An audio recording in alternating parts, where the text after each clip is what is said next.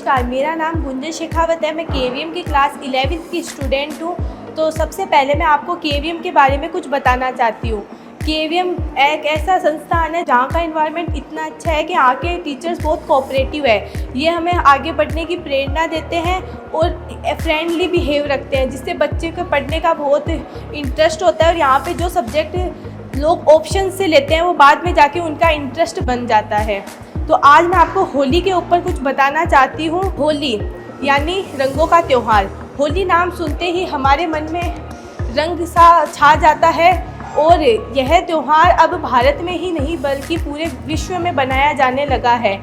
यह त्यौहार एकता का प्रतीक भी है, क्योंकि यह लोगों को जाति, नस्ल, धर्म की परवाह किए बिना त्योहार मनाने के लिए सबको एक साथ ले आता है। इसी पे हरिवंश राय बच्चन की कुछ पंक्तियां हैं जो मैं आपको आज सुनाने जा रही हूँ। होली है तो शत्रु को बाहों में भर लो, होली है तो अपरिचित से परिचय कर लो, होली है तो मित्र को पलकों पर धर लो, भूल चूल के से भरे वर्ष के वेर विरोधों को, होली है तो आज शत्रु को बाहों में भर लो। होली को अनेक नामों से जाना जाता है, जैसे रंगों का त्यौहार, प्यार का त्यौहार, वसंत का त्यौहार। ये वसंत ऋतु के आगमन तथा शरद ऋतु के अंत का प्रतीक है। इस त्यौहार को बुराई के ऊपर अच्छाई की जीत का प्रतीक भी माना जाता है।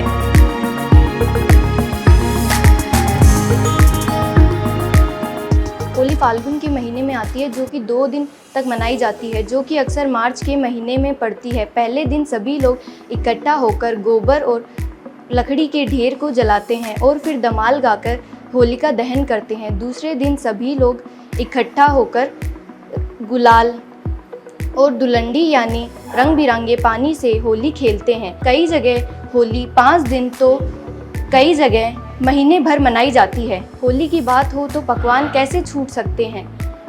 होली में एक खास तरह की मिठाई बनती है जिसका नाम है गुजिया।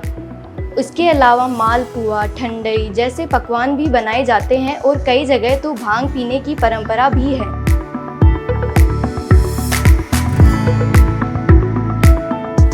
होली की कहानी। तो आइए जानते हैं होली की कहानी।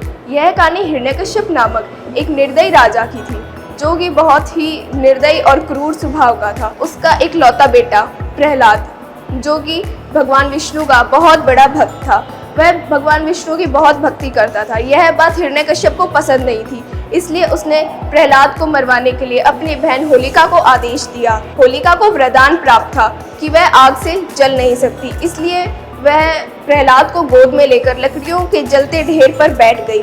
भगवान विष्णु की कृपा से प्रहलाद बच गया और होलिका राख हो गई। तब भगवान विष्णु ने आधा पशु और आधा देवता का रूप लिया और हिरण्यकश्यप को अपनी जंघा पर गिराकर उसका पेट फाड़कर वध किया। तो यह त्योहार तब से बुराई पर अच्छाई की जीत का प्रतीक है। तो आइए जानते हैं होली क्यों मनाई जाती है और इसके वैज्ञानिक औचित्य।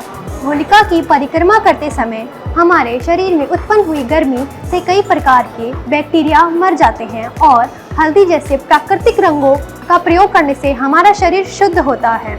और होलिका दहन के साथ ही हमें हमारे जीवन की बुराइयां तथा बुरी चीज़ों का त्याग करना चाहिए तथा वसंत ऋतु के साथ हमें एक नए जिंदगी की शुरुआत करनी चाहिए, क्योंकि होली का त्यौहार साल के उस समय आता है जब सर्द ऋतु जाने वाली होती है तथा गर्मी की ऋतु की शुरुआत होती है। इस बदलाव के कारण लोगों में अलग ही थकान और आलस्य होता है, पर जब फूलों के रस से बने हुए रंगों को उनके शरीर पर डाला जाता है होली के मौके पर, तब उनके शरीर में एक अलग ही ऊर्जा का संचार होता है और वह काफ़ी स्वस्थ महसूस करते हैं। धन्यवाद। तो केवीएम परिवार में आके मैंने एक ही बात सीखी कि केवीएम हमें जीतना ही नहीं जीना भी सिखाती है। केवीएम परिवार की तरफ से आप सबको होली की हार्दिक शुभकामनाएं। धन्यवाद।